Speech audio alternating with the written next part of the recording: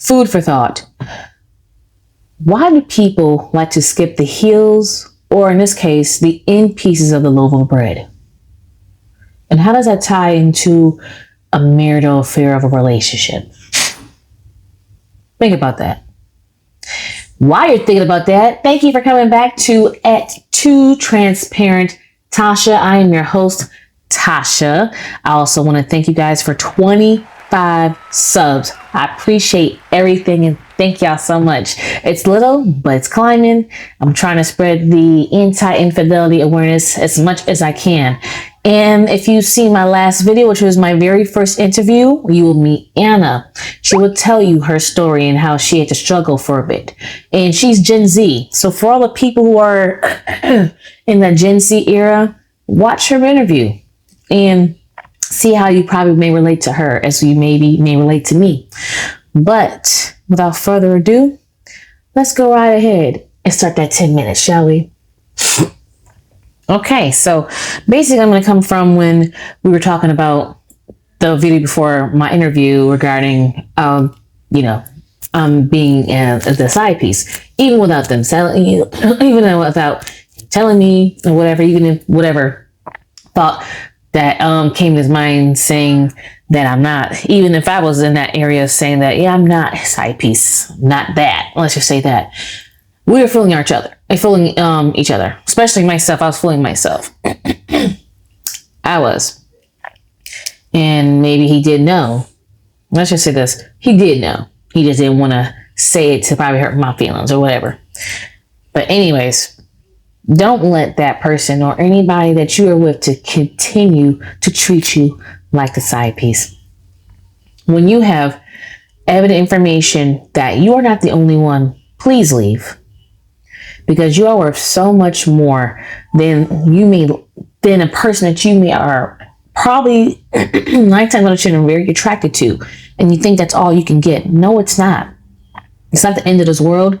And like the old saying is, there's plenty of fish in the sea. So when people feel like they need to settle, stay stuck in a situation, know that it compromises their moral integrity, their faith, and also their maybe a little bit of their characteristics. Excuse me, I'm sorry. This code is annoying. It's a little something, but trying to get it away. When you have realized that you are not first place, but you are second, maybe third or fourth place, it's time to go. It's time to go. Even if this person does the sweetest things, well, the sweetest thing is for them not to ever talk to you and try and hook up with you, knowing that they had someone else.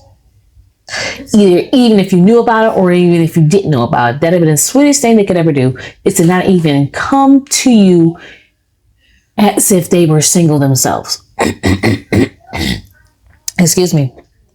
And if you are in a relationship and they came to you like that, you also should have known that was not sweet or wasn't cute. It shouldn't have infatuated you to want to pursue that. If you knew about their situation, knowing you have a situation of your own. Okay, stop. If you want better for yourself, you have to raise that bar so high.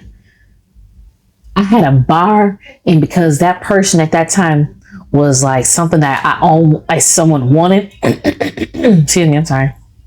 Even way before I had something like that, which always excited me, and I always wanted something like that. At least I thought. That bar got dropped. Because I know if I was to ever bring that person home to my parents, they'd be highly disappointed in me.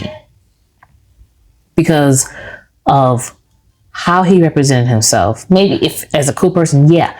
But as far as his daily activities and how he treats people, women, for example, they would be highly disappointed that I have stooped this low just to get pieces of fragments of pebbles or something, when I need to be having a bar over my own head to where I'll get me a diamond, a rare piece of jewelry. But the thing is, as women, we, of course, like to settle. When we feel like we found it, even if it's not 100% there, it's good enough. There's no time for good enough. Because when you keep saying it's good enough, oh, he will do because he checks off these boxes. My physical or his physical attractiveness is a definite plus. He got this when we go in the bedroom, blah, blah, blah. But what about the important substance stuff? Where is that person at on that box, on that list of yours? Does he call you to remember to tell you to take your medicine? Does he remember or remind you to call whoever you need to call to make your appointments for your kids or for yourself or for a very important task that you get to do at your job?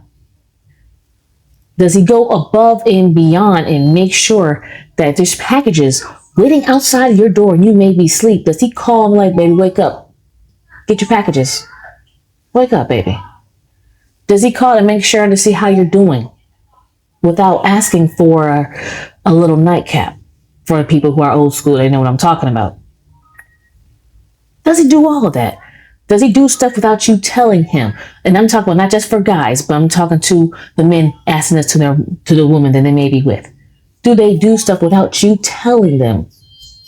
Without you having to hint to them? Do they just do it because they love you? Or are they doing it because you are a necessity to them for that temporal moment of time? When they're mad, they can come right to you because they can get that moment of relaxation. That's the thing you have to look into. Those little things matter. The substance is where they are trying to crave your attention. They want to spend time with you. And I'm not only talking about for sexual ventures. That's going to be there. That's going to be there. But we're talking about for everyday life. Okay, baby, what time you think you're coming home so I can have the food ready for you? And baby, don't worry about the dishes because I know you're tired. You know what I'm saying? That is the stuff I am talking about. Do you have that? Because if not, what do you have? Just that person looks real good and they can do something behind closed doors.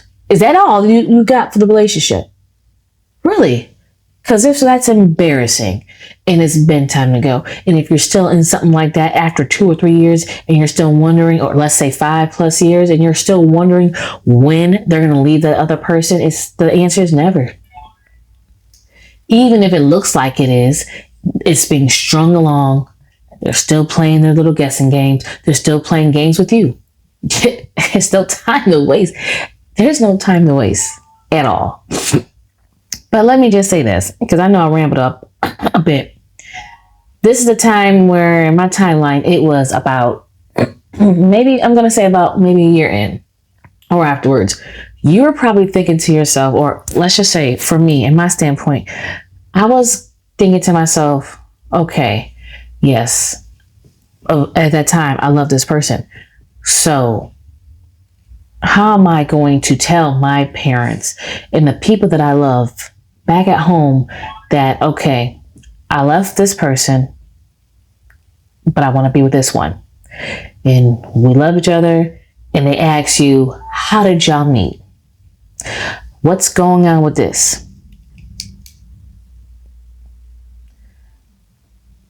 It's like, how long can I keep a relationship secret? And not tell my parents right away that, well, they have a wife and they're still married. How do you tell them that? Right? You got thoughts going through your mind like, how am I going to do this? And you try and justify in your mind that, okay, it's my door is open, so I can't really say like I want to, but it's effed up that I'm trying to justify that I want to be with this person, and it's even though it wasn't done the right way, or how this relationship, blossomed. I don't even want to say that, but how this relationship grew was from some bad roots. It didn't come from something organically made. You know what I'm saying? It came from something that was a spirit of fun, just to feel good. But then you want to tell your parents you want a relationship with that person. Excuse me. So yeah. But I remember the time when I did tell my mom.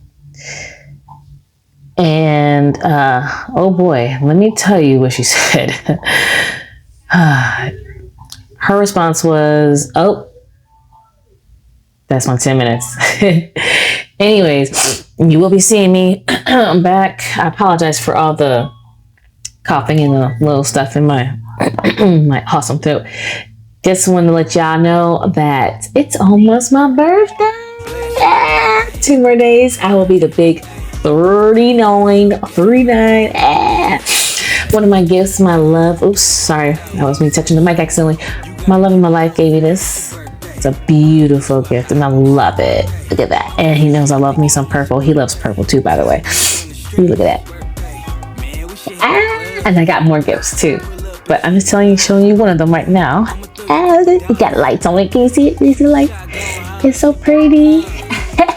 Anyways, I'm so girly right now because basically what I was just talking about is a little bit of how my love is. He has been the most breath of fresh air I've ever seen in my life. I've never realized what I was missing all these years.